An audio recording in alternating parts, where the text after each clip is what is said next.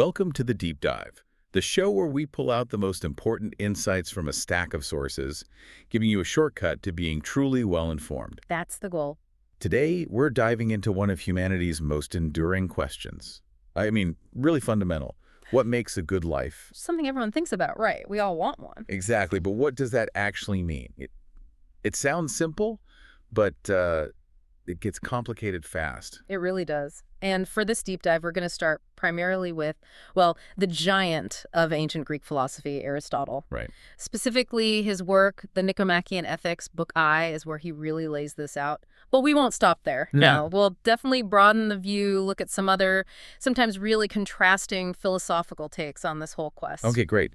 So Yeah. our mission today is basically to cut through all the noise, find those nuggets of wisdom, and help you understand these core ideas about human flourishing.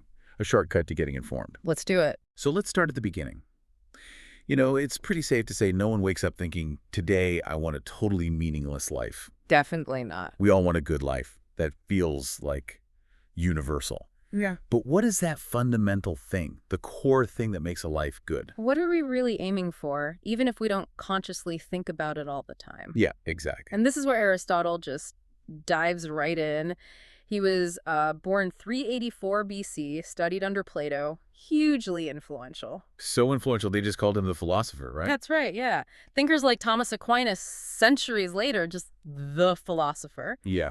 And his Nicomachean Ethics, it's foundational for what we now call virtue ethics. And he starts with something so relatable. He says, every art and every kind of inquiry seems to aim at some good. Right. He uses that analogy, the archer analogy. Archers shooting at a definite mark. What's the point he's making there? Well, it's about having a clear target. Just like an archer needs something to aim at, he's saying our lives, our actions, they're always aimed at something we perceive as good. Okay. But if we don't know what that ultimate good is, that final target, well, how can we possibly arrange our lives to hit it? Makes sense. So this leads him to distinguish between different types of goods. Exactly. He talks about instrumental goods versus final goods. Okay, so instrumental is like money. I want money to buy things. Precisely. Money isn't good in itself, it's good for something else. Or, getting a job to make money, eating food to have energy, they're means to an end. So does that chain just keep going? Job for money, money for food, food for... See, Aristotle says it can't go on forever, ad infinitum. Because if it did, our desires would be basically empty, aimless. Right, there has to be a final stop. There must be. A final good, something we want purely for its own sake, and everything else is chosen as a means to that end. That's the ultimate target. And the funny thing is, he says everyone basically agrees on the name for this final good. Yeah, it's kind of surprising. He says the masses and the men of culture alike declare that it is happiness. Happiness. Seems straightforward enough. Well, yes and no. Because this is where Aristotle throws in a really crucial distinction. We all say happiness, but what do we mean? Okay. For Aristotle, happiness, the Greek word is eudaimonia. It isn't just like feeling cheerful or having a good day. It's not just an emotion. Not just an emotion, no. It's deeper. It's more like active human flourishing. Or maybe living well and doing well. A life that's objectively going well, like a plant thriving. Ah, okay. So it's a state of being almost, not just a feeling. A well-lived life. Exactly. That's a fundamental shift from how we often casually use the word happy. Got it. So with eudaimonia as the real target, Aristotle then starts knocking down some common misconceptions. Things people think are happiness, but aren't, in his view. Right. He examines the popular candidates. First up, Pleasure. like just chasing physical pleasures. Good food, sex, comfort. Yeah, he considers a life focused purely on those things. And while he doesn't say pleasure is bad in itself, he argues that a life solely devoted to it is, quote, too much like that of lower animals. He gives an example, right? Sardanapalus. Yes, Sardanapalus, this legendary Assyrian king, supposedly known for just extreme decadence. For Aristotle, that's missing the uniquely human aspect of flourishing. But wait, what about Epicurus? Didn't he say pleasure was the goal? Good point. Epicurus did see pleasure as the final good, but his view was actually quite different from just indulgence. How so? For Epicurus, the highest pleasure wasn't fleeting sensations. It was ataraxia, a state of tranquility, freedom from fear, absence of mental and physical pain. So like inner peace is the ultimate pleasure. Kind of, yeah. He thought things like philosophy, simple living, strong friendships led to more profound and lasting pleasure than just, feasting all the time. Less hedonism, more serenity. Okay, interesting nuance. So if it's not pure pleasure, what about fame or Or honor, being well-respected, admired? another common goal. But Aristotle is skeptical here too. He says honor seems too superficial to be the good we are seeking. Superficial, why? His main point is that honor appears to depend upon those who give rather than upon those who receive it. Ah, so it's external. It's not really yours. Exactly. Someone else bestows it, they can take it away. A true good, Aristotle thinks, should be peculiarly a man's own and can scarce be taken away from him. Relying on applause makes your happiness fragile. And doesn't he also argue that we honor people for something? Yes, precisely. We honor someone for their bravery or their skill or their wisdom, so that underlying quality, the virtue or excellence, must be more valuable than the honor itself. Right, so honor points to something more fundamental. It can't be the final good itself. Spot on, which leads us logically to the next candidate. What about virtue itself? Just being a good person, honest, just courageous. Isn't that flourishing? Seems plausible. But here, Aristotle surprises again. He argues that simply possessing virtue is still too incomplete. Incomplete?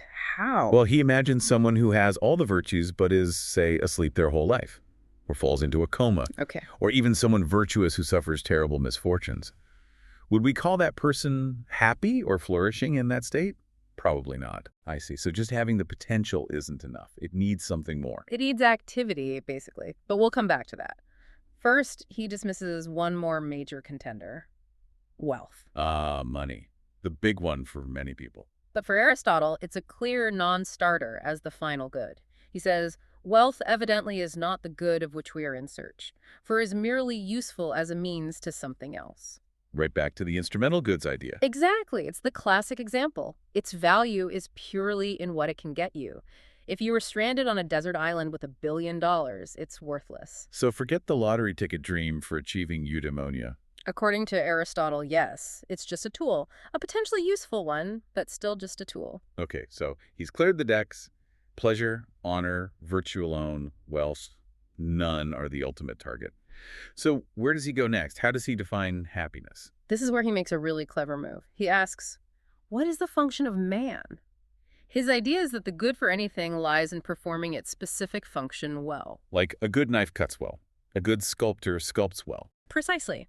So if humans have a unique function, then living a good human life means performing that function excellently. Okay, so what is our unique function according to him? He compares us to other living things, right? He does. He says, well, it can't just be nutrition and growth because plants do that. Right. It can't just be perception or using our senses because animals, horses, cattle do that. So what's left that's distinctively human? What remains, he says, is the life of his rational nature.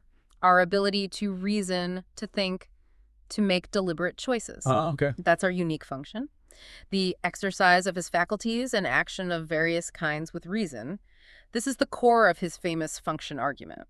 Can you break that argument down? Sure, Mm. basically.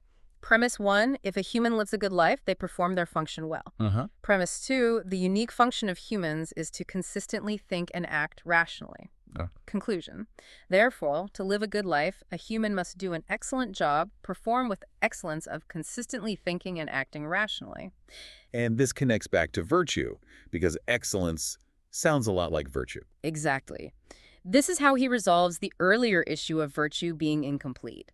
The good life isn't just having virtue, it's the activity of exercising our rational faculties in accordance with virtue or excellence. The good of man is exercise of his faculties in accordance with excellence or virtue.